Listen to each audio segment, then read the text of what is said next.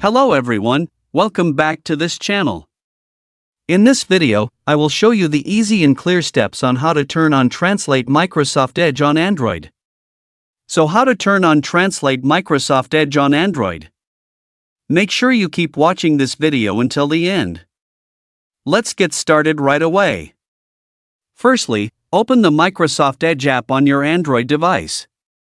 This is the initial screen of the Microsoft Edge app. Next, tap the three-line icon at the bottom right of the screen. And a menu like this will appear. Tap the Settings menu. And scroll down. Tap Menu Languages. Tap Microsoft Translator. And tap Translate Page. So that's it, tutorial how to turn on Translate Microsoft Edge on Android. Thank you for watching.